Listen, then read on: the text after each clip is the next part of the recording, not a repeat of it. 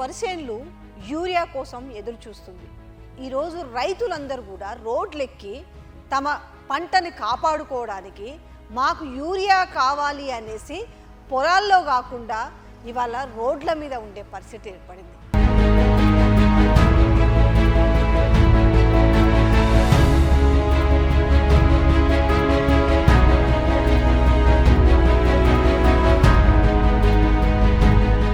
కానీ వారా మంత్రులు కావాల్సినంత యూరియా సరఫరా చేయలేక ఈరోజు చిల్లర మల్లర మాటలు మాట్లాడుతున్నారు. నాకు తెలిసి బజార్ ఎక్కే వాళ్ళందరూ పొలంలో ఉండేవాళ్ళు కాదు. నిజంగా యూరియా కోసం వచ్చిన వాళ్ళు పాపం కొనుక్కొని వెళ్తున్నారు. వాళ్ళతోటి గొడవ లేదు మాకు. యూరియా అవసరం లేని రాజకీయ అవసరం ఉన్నోళ్లే తర్జన భర్జన పడుతున్నారు.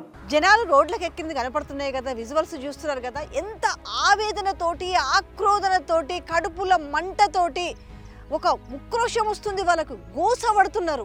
యూరియా ఇస్తారా, లేకపోతే మేము లక్షలు ఖర్చు పెట్టుబడి పెట్టి పంట వేసుకున్నాము, దానికి ఇప్పుడు యూరియా లేకపోతే ఆగమవుతాము, లేదంటే మేమే మందేసుకొని చావాలా అని వాళ్ళు అంటున్న మాట చూస్తున్నాం. రాదు, పంట రాదు, ఇక మా బతుకులే వేస్ట్. ఇక మేము నష్టం, మొత్తం నష్టం. మందు దొరకకపోతే మేము ఇంటిని తాగి చావాలి ఇక, అంతే, ఏం లేదు ఇక.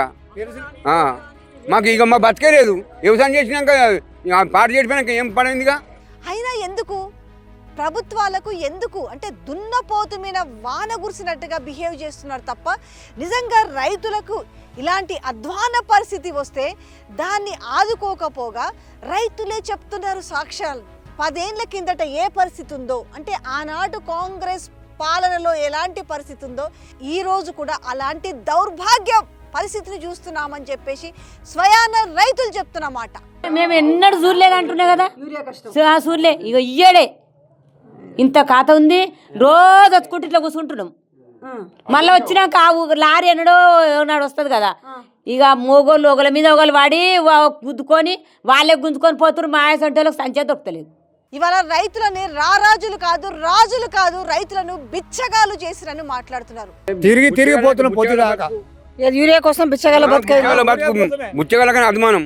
యూరియా దొరకకపోతే మందు తాగి చస్తామనే మాటలు నిఖార్సైన రైతులు మాట్లాడుతుంటే మరి ఇప్పుడు వచ్చి కూర్చున్నావు, మరి లేదంటున్నారు కదా, రాదంటున్నారు అంటున్నారు. లేదంటే ఏమైనా తాగి సావాలి ఈడ, తాగేసి వస్తా, పోతే పోతుంది. ఈ 2-3 లక్షలకు మునగాలే ఈ యూరియా ఏం చేయాలి మరి? ఈడ తాగి సచ్చిందే నయ్యం, ఇంకేడికి పోవాలిగా. సోయలేని మాటలు మాట్లాడుతున్నారు ఇవాళ రాష్ట్ర మంత్రులు. ఎందుకింత మాట మాట్లాడొస్తుందంటే యూరియా కొరత ఉంది అని చెప్తున్నారు, కానీ మళ్ళీ వాళ్ళే అపరిచితుల్లాగా కాసేపు కొరత ఉందని చెప్తారు, కాసేపు కొరత లేదని చెప్తారు. బాధ్యత గల పదవిలో ఉండి ప్రజాప్రతినిధులు అయ్యి ఉండి కూడా ఇవాళ యూరియా కొరత లేదు, దీన్ని కూడా బీఆర్ఎస్ పార్టీ పైన నెట్టే ప్రయత్నం చేస్తున్నారు. ఇక్కడ కూడా యూరియా సమస్య లేదు. నేను ప్రతిరోజు కూడా జిల్లా కలెక్టర్ గారితో, వ్యవసాయ శాఖ అధికారులతో మాట్లాడుతున్నాను, మానిటర్ చేస్తున్నాను. నా దృష్టికి అయితే ఇప్పటి వరకు ఎక్కడ కూడా గొడవ అయినట్టు కానీ రైతులు యూరియా కావాలని ఇబ్బంది పడ్డట్టుగా నా దృష్టికి రాలేదు. ఒక్కసారి మీరు ఊర్ల దగ్గరకు వచ్చి రైతుల గోసెలు వినండి, వాళ్ళు చెప్పే మాటలు వినండి. 10 ఏళ్లలో రాని యూరియా కష్టాలు ఇప్పుడు ఎందుకు వచ్చినాయ్యా అని సమాధానం అడిగితే దానికి సమాధానం లేకుండా ఉక్రెయిన్ రష్యా యుద్ధం అంటారు, లేకపోతే ఆపరేషన్ సింధూర్ అంటారు. ఇవన్నీ కాకమ్మ కబుర్లు ఇవాళ ప్రజలకు చెప్పి ఇవాళ మభ్య పెట్టే ప్రయత్నం చేస్తున్నారు మంత్రులు. ఇదే మార్పు వచ్చింది. తిరిగి ఇప్పటికే నెల అవుతుంది, ఒక్క కట్ట కూడా దొరుకుతాను లేదు. ఏమైనా వచ్చితే గొడ్లకు గెదినట్టు పంపిస్తారు. నేను రాత్రి 3 గంటలకు వచ్చినా ఇప్పటిదాకా వస్తే ఒక్క కట్ట కూడా దొరకలే. స్వయాన వ్యవసాయ శాఖ మంత్రి ఆయన కనీసం ఊర్లకు వచ్చి ఒక సమీక్ష చేసి ఒక్క కారద్దం ఇట్లా దించి ఒక్క పిఎస్సి సెంటర్లో పోయి అసలు పరిస్థితి ఎట్లుందో చూస్తే మీకు అర్థమవుతుంది నిజంగా రైతులు ఎంత అరిగోసలు పడుతున్నారు అనేది అర్థమవుతుంది. కానీ అలా కాకుండా మీరు దగ్గరకు వచ్చి చూడకుండా అసలు ఏం జరుగుతుందో గ్రౌండ్లో చూడకుండా యూరియా కొరతే లేదని చెప్పిన వాళ్ళు, పొలాల్లో ఉండాల్సిన వాళ్ళు బజార్లలో ఉన్న వాళ్ళు నిజమైన రైతులు కాదని చెప్తున్నారు కదా. మరి యూరియా కొరత లేకపోతే మీరు రైతులకి బహిరంగ లేఖ ఎందుకు రాశారు? వీళ్ళు రైతులే కదా, మేము ఎంత కోసం పడతాం? 9 10 రోజులు కాదు, ఎంతసేపు పంటలు ఎట్లా పడతాయి మాకు? ఆ మొక్కలు పని చేస్తాయా లేకపోతే అదేమైనా వరి పని చేస్తుందా? ఏం పడితే లాస్ట్ చెప్పు పెట్టుబడి వస్తుందా? అంటే ఏ మొహం పెట్టుకొని ఇప్పుడు ఈ లేఖ రాసిరు? అసలు యూరియా కొరత లేదన్న వాళ్ళు నా దృష్టికే రాలేదనేసి ఇప్పుడు ఎమ్మెల్యేలు కూడా చల్లగా సావు కబురు మాట్లాడుతున్నారు కదా. మరి ఎట్లా మాట్లాడుతున్నారు అంటే ఒక్కొక్కరిది ఒక్కొక్క తీరు మాటనా? అంటే ఈరోజు కనపడుతున్న వాళ్ళందరూ రైతుల గోసలు కాదా? ఇవాళ లైన్లలో చెప్పులు పెట్టుకొని రాత్రిపూట లోడ్ ఎప్పుడు వస్తుందో తెలియదు, ఏ టైంకి వస్తుందో తెలియదు, వచ్చినా దొరుకుతుందో లేదో తెలియదు. ఈరోజు చెప్పులు, వాటర్ బాటిల్స్, చెక్కలు ఏముంటవి లైన్లలో పెట్టుకొని వస్తుంది లోడ్ అనగానే గబగబా పరిగెత్తుకుంటూ వచ్చి వాళ్ళకు వాళ్ళు కొట్లాడుకునే పరిస్థితి ఉంది.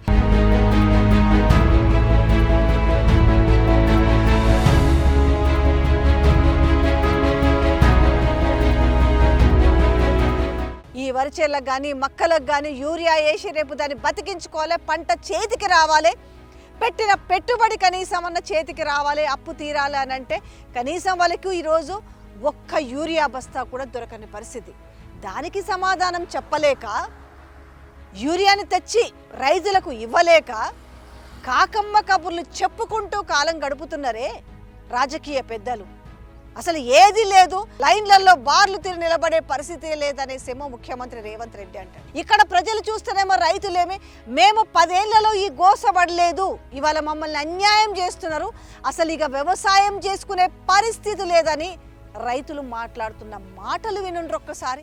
అప్పుడు ఉండేనా ఇప్పుడే వచ్చింది ఈ సమస్య? ఈ సంవత్సరమే కేసీగాడు ఉండగా మంచిగా వచ్చింది, ఆయన కడుపు చల్లకుండా దేవుని లెక్క చేసిండు మాకు. వీని ఎత్తుకపోను, వీని ఊరేసుకొని సావా, వీడు వచ్చినాక మాకు ఈ గతి వచ్చింది. వాడు మా గతి వానికి ఏమైనా వస్తుందో రాదు.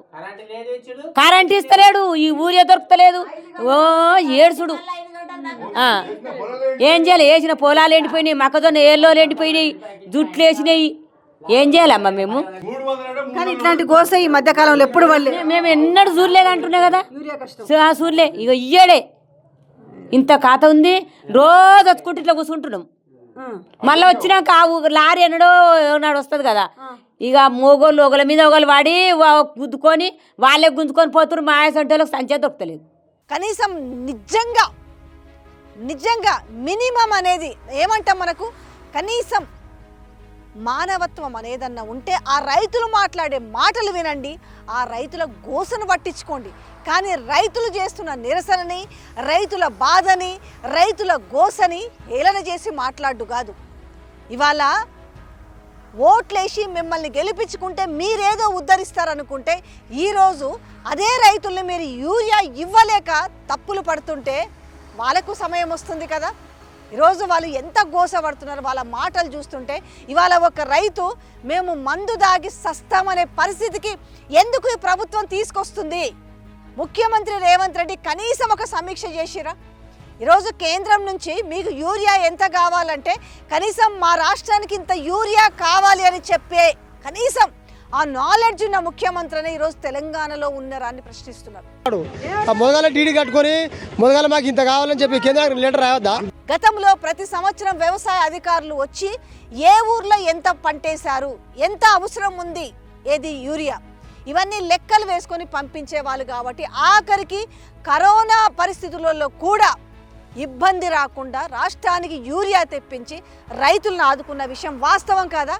ఈ విషయం ప్రభుత్వాలు ఒప్పుకోకపోవచ్చు, ఈ రోజున ప్రభుత్వం ఒప్పుకోకపోవచ్చు, కానీ తీసుకున్న రైతులు ఎవరు కూడా మర్చిపోలేదు. అందుకే ఈరోజు మళ్ళా కేసీఆర్ ప్రభుత్వాన్ని గుర్తు చేసుకుంటున్నారు.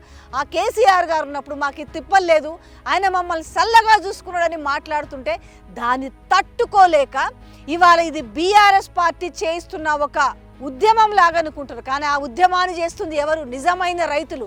ఇవాళ రాజకీయ పార్టీలు చేస్తే వాళ్ళ కడుపు నిండదు. వాళ్ళకి కావాల్సింది వరి చేన్లు కాపాడుకోవాలి, మక్క చేన్లు కాపాడుకోవాలి, వాళ్ళ గోసను పట్టించుకోవాల్సింది పోయి దీనికి కూడా ఒక రాజకీయ రంగును పులిపి వికట హాస్యం చేస్తున్న మీకు నిజంగా బుద్ధి చెప్పే రోజులు ప్రజలకు చాలా దగ్గరలో ఉన్నాయని అనిపిస్తుంది.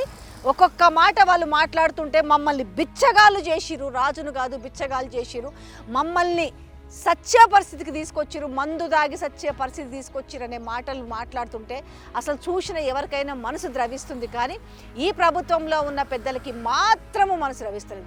వాళ్ళేమో కేంద్రం మీద నెడతారు, కేంద్రమేమో రాష్ట్రం మీద నెడుతుంది. మొత్తానికి ఈ ఇద్దరి మధ్యలో నలిగిపోతున్నది ఎవరయ్యా అనంటే వ్యవసాయాన్ని నమ్ముకున్న రైతులు. ఇంకా ఏ ముఖం పెట్టుకొని మీరు రైతు రాజు చేసినామని మాట్లాడుతున్నారు? రండి, ఒక్కసారి రండి. పిఎస్సి సెంటర్ల దగ్గర కాపులా కాచి వాళ్ళు పాపం తెల్లవాళ్ళు రాత్రింబవలు వచ్చేసి యూరియా కోసం వచ్చి పడుకొని పొలాల్లోకి కూడా రాని పరిస్థితి కనపడుతుంది.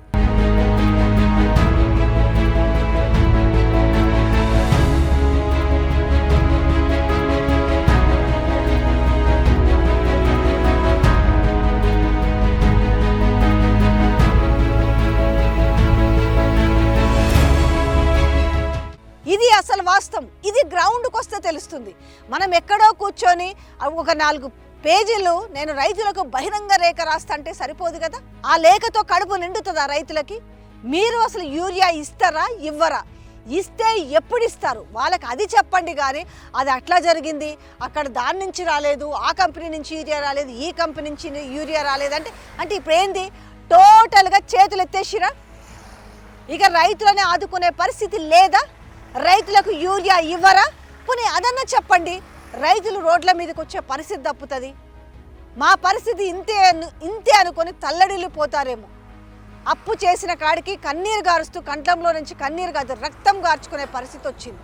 ఓపెన్గా చెప్పండి. ఇంకా ఈ దొంగ మాటలు ఎందుకు? ఇంకా చెప్తే నేరుగా చెప్పేసండి. ఇంకా లేఖలో మీరు చెప్పదలుచుకుందేమో ఇట్లా జరిగింది కాబట్టి మేము యూరియా ఇవ్వలేమని చేతులు ఎత్తేసారు కదా. ఈరోజు వ్యవసాయ శాఖ మంత్రి చెప్తున్న మాటలు అవే కదా.